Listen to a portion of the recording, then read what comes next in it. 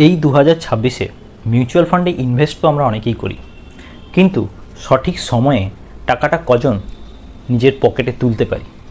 আমরা প্রায়ই ভাবি কোন ফান্ডটা কিনব, কিন্তু তার চেয়েও বড় প্রশ্ন হলো কোন ফান্ডটা কখন বেচব। ভুল সময়ে যদি একটা ভালো ফান্ড আপনি বেচে দেন, তখন যেমন আপনার লোকসান হয়, তেমনি কোনো খারাপ ফান্ড যদি বছরের পর বছর আপনার পোর্টফোলিওতে পড়ে থাকে, তাহলেও আপনার টাকাটা সেলফ নষ্ট হয়। আজকের ভিডিওতে সহজ ভাষায় এমন 3টি কারণ জানব যখন আমাদের মিউচুয়াল ফান্ড থেকে বেরিয়ে আসা উচিত। তার সাথে এটাও জানব কোন পরিস্থিতিগুলোতে আমাদের ভয় পেয়ে মিউচুয়াল ফান্ড বেচা উচিত নয়। শেষ অংশে থাকবে একটা বোনাস টিপস, টাকা তোলার সঠিক উপায়, যাতে মার্কেট ভলাটিলিটি এবং ইনকাম ট্যাক্স দুটোকেই আপনি কমাতে পারেন। তবে মূল আলোচনায় যাওয়ার আগে একটা ছোট্ট অনুরোধ, এই ভিডিওটি কমপ্লিটলি এডুকেশনাল পারপাসের জন্য বানানো। আমি কোনো রেজিস্টার্ড ফাইন্যান্সিয়াল অ্যাডভাইজার নই।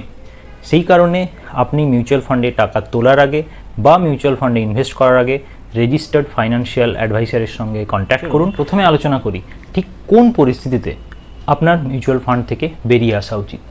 এর মূলত 3টি কারণ আছে। প্রথম এবং সবচেয়ে প্রধান কারণ হলো আর্থিক লক্ষ্য পূরণ হওয়া, বা আপনি আপনার ফাইন্যান্সিয়াল গোল অ্যাচিভ করে ফেলেছেন।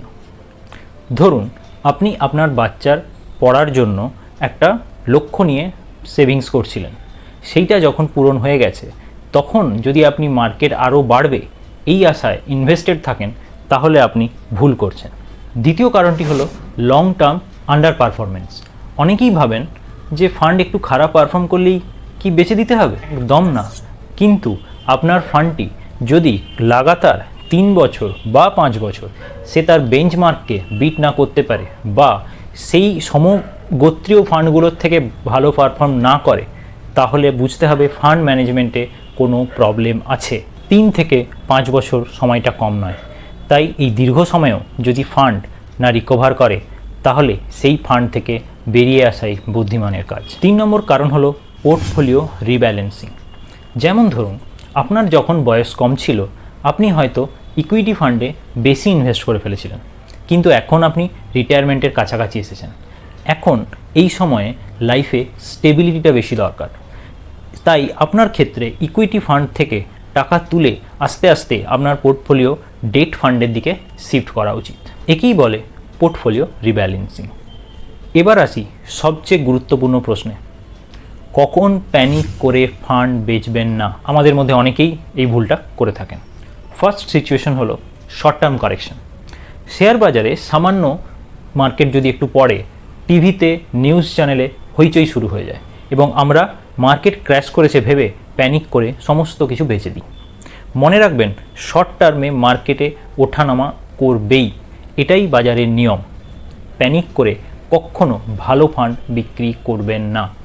এবার হঠাৎ করে যদি দেখেন আপনার ফান্ডের ম্যানেজার চেঞ্জ হয়েছে, বা আপনার মিউচুয়াল ফান্ড কোম্পানির মালিকানা চেঞ্জ হয়েছে, সেক্ষেত্রে কি করবেন? দেখুন, হুট করে কোনো সিদ্ধান্ত নেবেন না।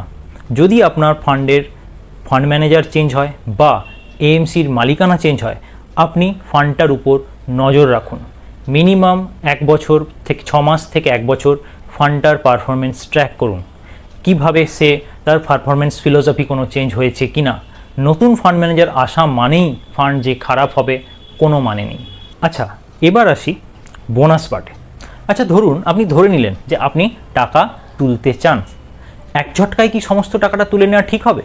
যদি আপনি অলরেডি বেচবেন বলে ধরেই নিয়েছেন, তাহলে আপনি আপনার ফান্ড থেকে টাকা তোলার সবচেয়ে বেস্ট উপায় হলো সিস্টেমেটিক উইথড্রল প্ল্যান। একসাথে সব টাকা না তুলে ধীরে ধীরে পার্ট বাই পার্ট আপনার পোর্টফোলিও থেকে টাকা তুলুন। এতে আপনি মার্কেটের যে ভোলাটিলিটি সেটাকেও অনেকটা কমিয়ে দিতে পারবেন, বা একটা অ্যাভারেজ করে দিতে পারবেন, এবং সাথে সাথে আপনি ট্যাক্সের হাত থেকেও অনেকটা রিলিফ পাবেন। তাই তাড়াহুড়ো নয়, বেচুন ধীরে ধীরে। তাহলে আশা করি আজ থেকে মিউচুয়াল ফান্ড কখন বেচবেন, বা কোন সিচুয়েশনে মিউচুয়াল ফান্ড বেচবেন না, এবং যদি মিউচুয়াল ফান্ড থেকে টাকা তোলেন কিভাবে টাকা তুলবেন, সেই সমস্ত কনফিউশনগুলো ক্লিয়ার হলো। আপনি কি আপনার পোর্টফোলিওর কোনো ফান্ডের আন্ডার পারফরমেন্স নিয়ে রিভিউ করছেন? তাহলে কমেন্ট সেকশনে জানান। আজকের তথ্যগুলো হেল্পফুল মনে হলে ভিডিওটি লাইক এবং চ্যানেলটিকে সাবস্ক্রাইব করুন এবং বন্ধুদের সঙ্গে এই ভিডিওটি শেয়ার করুন।